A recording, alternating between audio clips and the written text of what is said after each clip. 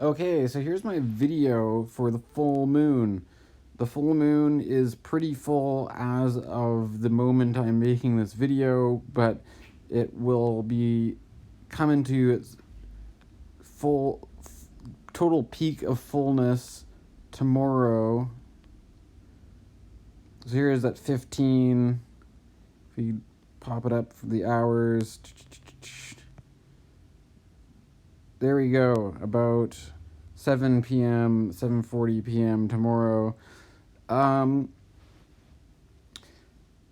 I think the full moon in Gemini is perhaps it's not quite as interesting though as the full moon that's going to happen next month. Because if we go forward a month, hey Jackie, the cat's coming to hang out here. Um, Next month, the full moon is going to be happening in Cancer with the South Node. So it's going to be a lunar eclipse, although it's not very close to the South Node point, so it's not going to really be a full lunar eclipse. I looked it up. It's not going to be visible from North America. It's going to have more visibility in Asia.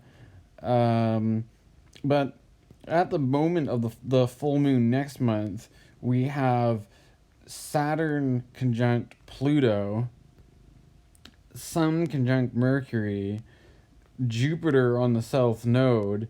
It's like it's cool.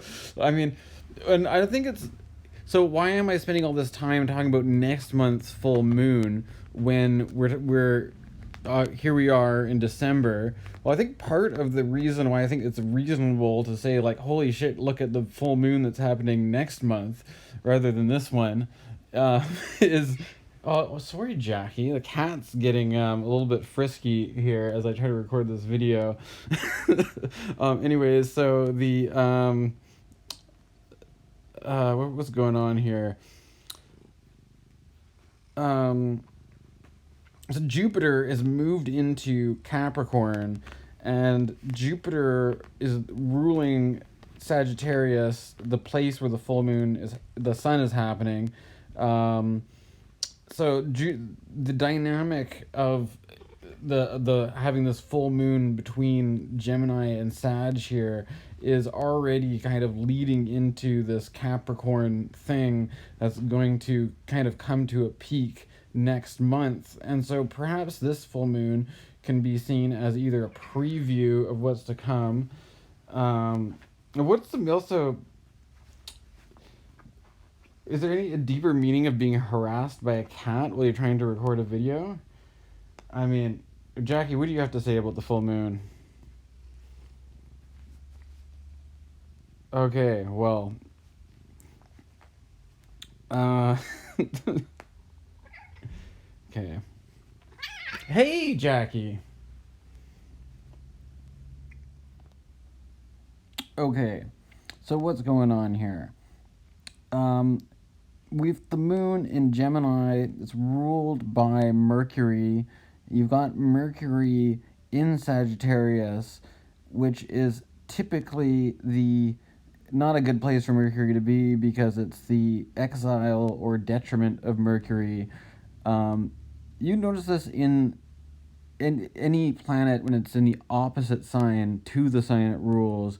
That is a detriment. The rulership schemes, the dignity schemes have been laid out in that way.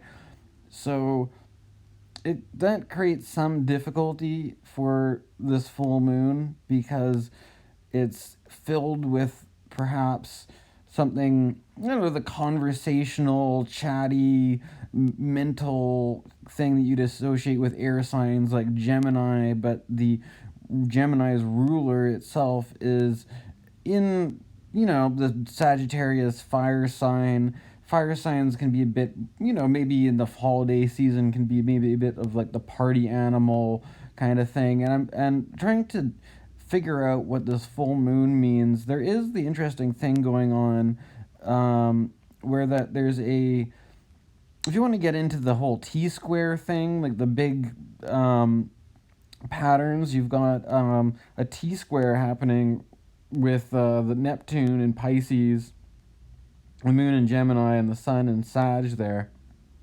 And now, I don't really do the modern rulerships where Neptune rules Pisces, but I think in general, it's safe to say that there's some kind of there's a general theme of kind of like intoxication, right?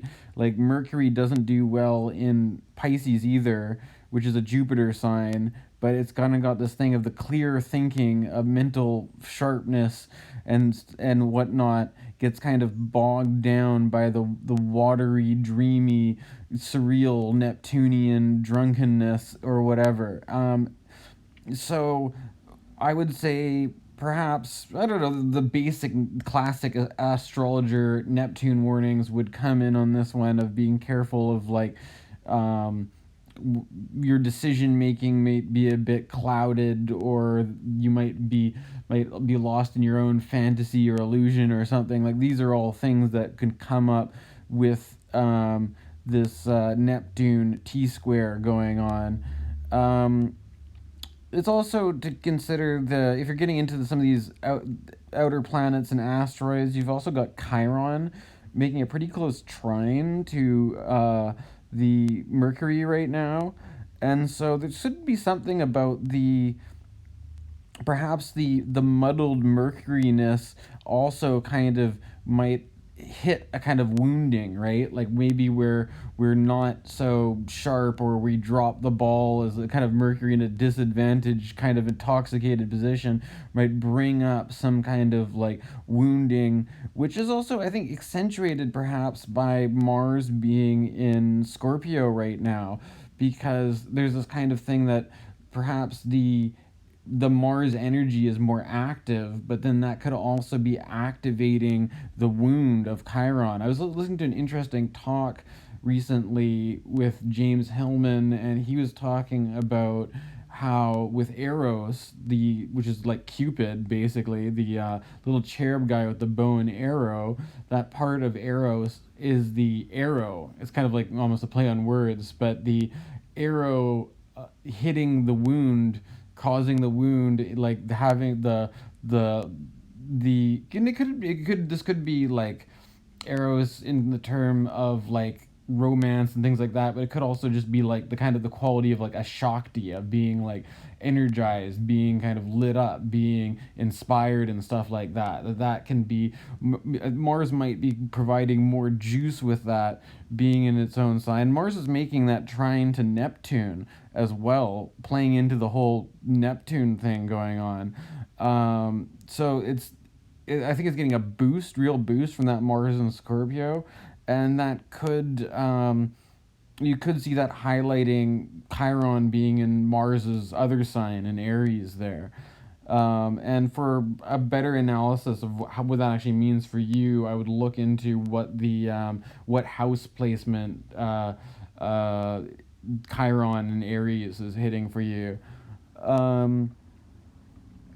So those are kind of what I'm looking at as the main things going on with this full moon, just kind of taking a quick look at it. And I think it's also just interesting to consider that it's kind of the first or the last full moon we have before the lunar eclipse next month, which happens, or go back to that. See, we've got the full moon. It was like, I'm not doing too well here. I think I've got to put it forward a bit. We're back. Okay. Just make it a bit cleaner here. Let's try to get the exact. There you go. 20 degrees. The bases are loaded in Capricorn next month, and you've got the big Saturn-Pluto conjunction, which you could do a whole video just on that. And the Mercury is exactly Cazimi with the Sun, pretty much, at the point of the full moon. And Jupiter is on the south. This is a wild full moon we're in for the next month, and I'm gonna have to spend some time thinking about how there's like an interesting time to like start trying to be an astrologer when you've got this coming just a month away from now. And so you can see it as like, each full moon is kind of like chapters. You've got, the 12 months of the year, the 12 signs, the 12 houses, all this kind of stuff. And we've kind of got like, um, you might, like I was saying before, you might see a bit of this flavor kind of coming in there because Jupiter has already entered into Capricorn, and and Jupiter rules Sagittarius. So just Jupiter being there might bring in kind of some of the stuff with the South Node and Saturn. Venus is making her conjunction to Saturn as we speak as well, and so some of those things, which I think I mentioned this in my video before. I don't know if you watched it, whoever is watching my video, but they're sort of running into the kind of limitations, maybe self doubt, self worth. Is it good enough? Can I do it? Is it worth it? Is it can I get if I'm selling something? Am I getting ripped off? Am I getting the right deal? It could also be some loneliness and isolation and kind of this sort of bleakness, in the cold and wintry months. There could be a bit of a drag to this full moon with that Venus and Saturn, but it's not the most directly connecting to the dynamic, because it's like, how do you read Jupiter there? How much is that tying into Jupiter being the ruler? I would say it would be more of a connection if it was getting a proper aspect and not in aversion to the the sun and the moon. But there might be a bit of that influence that kind of comes in, but we're gonna see it more. I mean, well, I'll do more on this later, I think.